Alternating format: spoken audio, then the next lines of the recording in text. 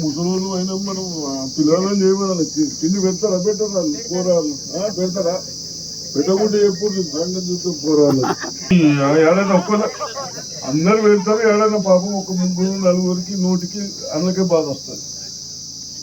సరే అందరు మంచిగా ఉండాలి కోరుకుంటాం కదా.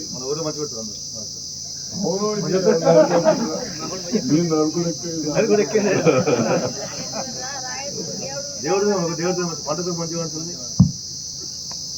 సరే పంటలు ఇంకా మంచి పడేటట్టు చెప్తా. నేను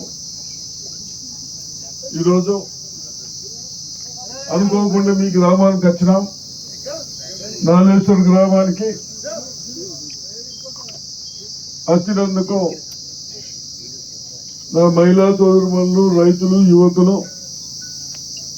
అందరు కలిసినందుకు మీకు అందరికి అభినందనలు తెలుపుతూ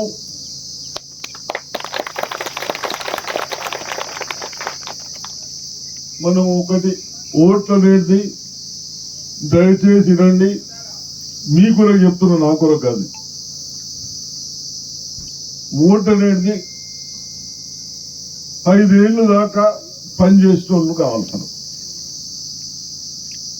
పని చేయని వాళ్ళని నిన్న ఒక ఆయన చెప్పిండు నిజామాబాద్, ఇవేంటి అడ్లు మంచిగా లేని తీసేస్తాం కదా, మెరకలు తీసేస్తామా లేదా?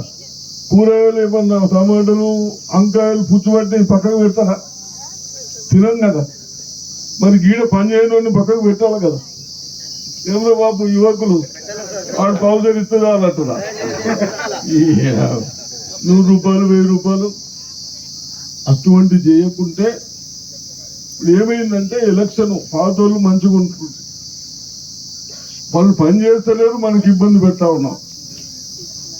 అటువంటి వాళ్ళు ఎవరు? ఇప్పుడు కేసీఆర్ ఉండే ఇంటింటి నౌకరు అన్నాడు, ఇల్లు అన్నాడు, అది అన్నాడు, ఏమీ లేవు.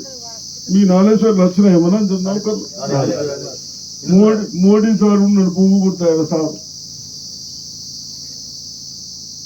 2 ఏళ్లకు ఏడాదికి 2 కోట్ల నౌకర్లు అన్నారు.